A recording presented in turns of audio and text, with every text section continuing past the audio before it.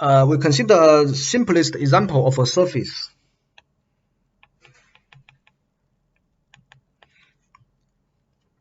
So S is x, y, z, x squared plus y squared plus z squared is 1. And z is positive. Okay, now we consider this map. From the unique disk B21. B21 is the unique ball that is centered at the origin, which radius 1, a ball centered at the origin and which radius 1 in R2. The upper index 2 means in dimension in R2. So we consider this map defined by the unique disk that is B21 to R3. Define this map. Rxy is xy square root of 1 minus x squared minus y squared. Consider this map. Then, as you can see, S is the image of R. Okay, this is easy. So this R is injective. This map is injective. Okay, and but this R is not a parametric surface.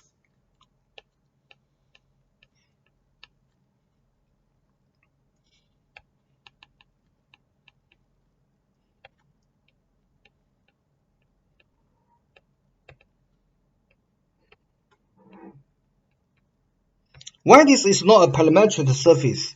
We compute the derivative of its component. For example, the third component with respect to x, that is,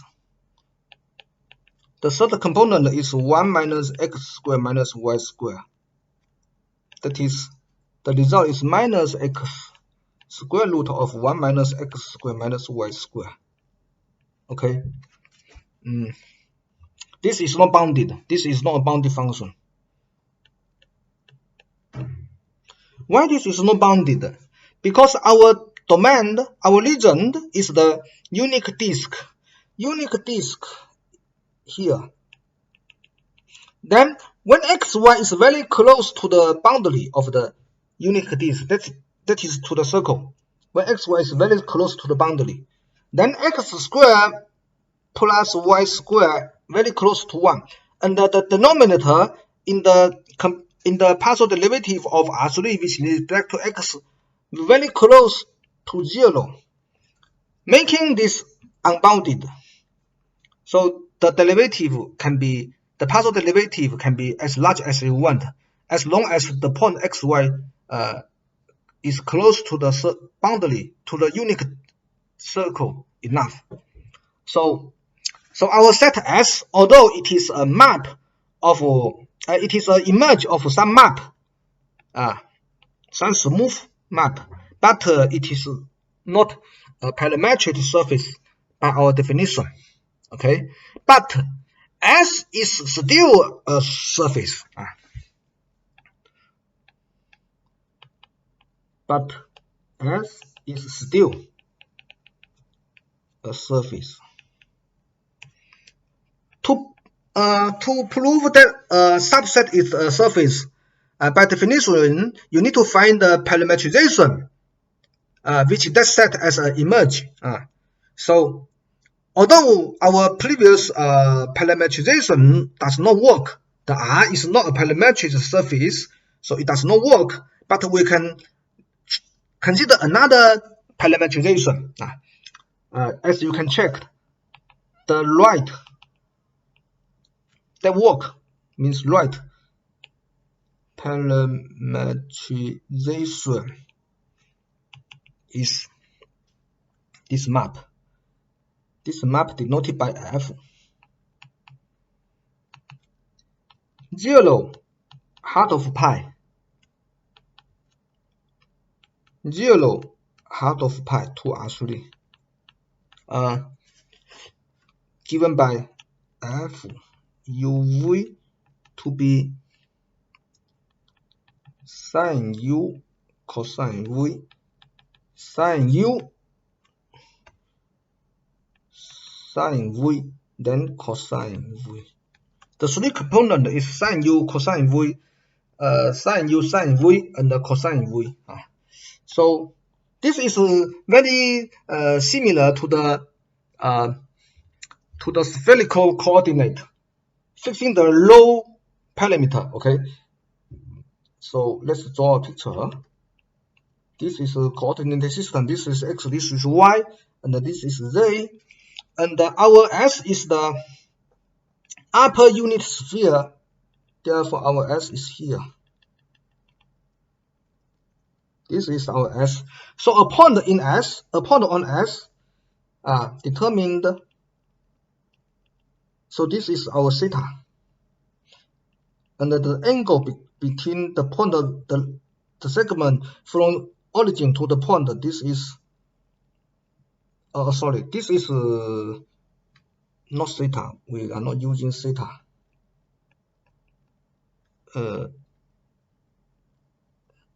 The place of theta is v, and this is u. This angle is u. Very tiny. I'm sorry, I have no place to draw a larger picture. Anyway, this is a very easy example. So a certain subset, to determine whether a given subset is a surface, if you have a parametrization, but that is because the unboundedness of the partial derivative, you could not say that S is not a surface. Just because the parametrization you choose does not work. For example, our R here does not work. It does not make S into a surface. But we change a parametrization using the spherical coordinate parametrization. Then we will see that S is still a surface. Okay.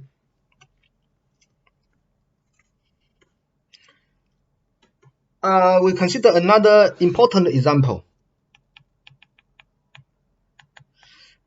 Now D is a region in R2. And G is a C1 function whose derivative is bounded. That is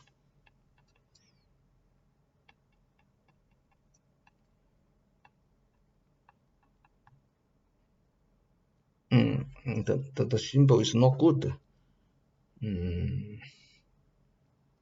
I will not use this.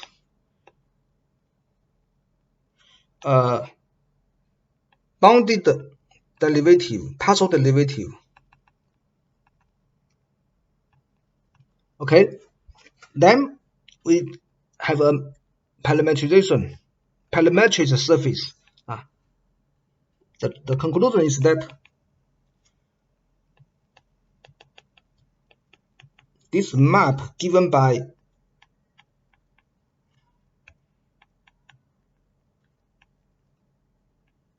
the value of this xy is xy gxy. This is a parametric surface.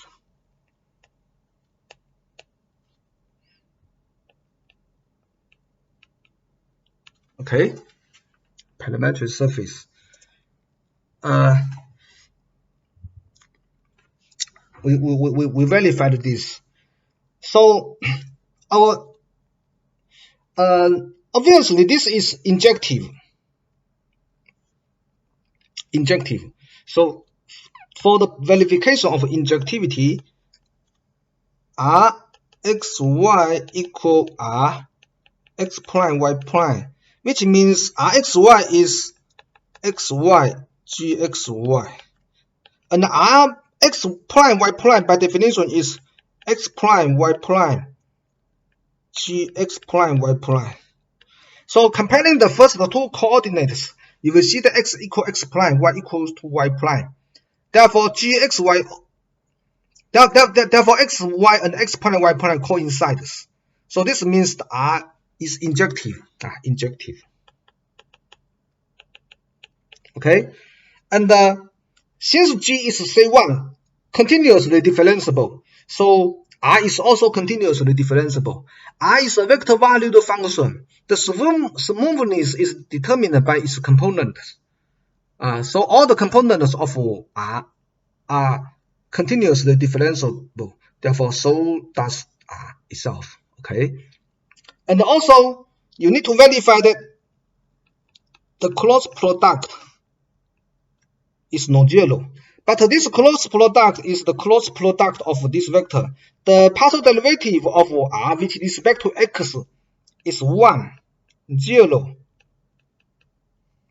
Partial derivative of G with respect to x. And the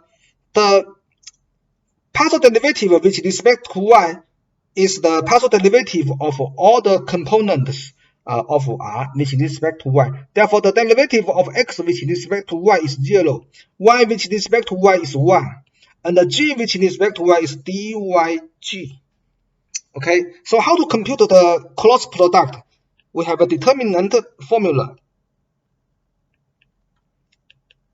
The unique vector on the coordinate direction. Then the second row is the first component of the first vector, that is 1, 0, dxg. The third row is the second vector, 1, dyg. So expand this determinant, which the first row give us. The first component is this block, is a determinant of this block. Therefore, it is minus dxg. Similarly, the second component is minus dyg, and the last component is the determinant of this block, that is 1. Okay.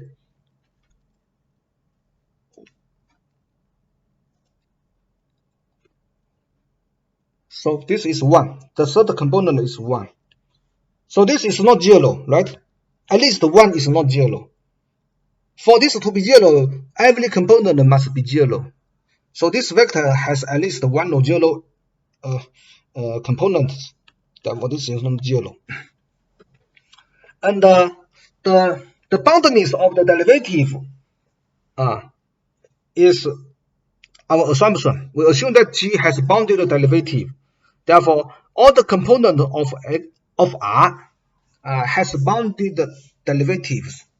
Okay, so these are fulfilled all the requirement of a map to be a parametric surface. So this is a parametric surface. So how about the surface corresponding to this R? Since R is a parametric surface, then S, the image, is a surface. And this surface is nothing but the graph of G. It is just the graph of G, right? S is xy, gxy, xy belongs to D. This is precisely the graph of the function G.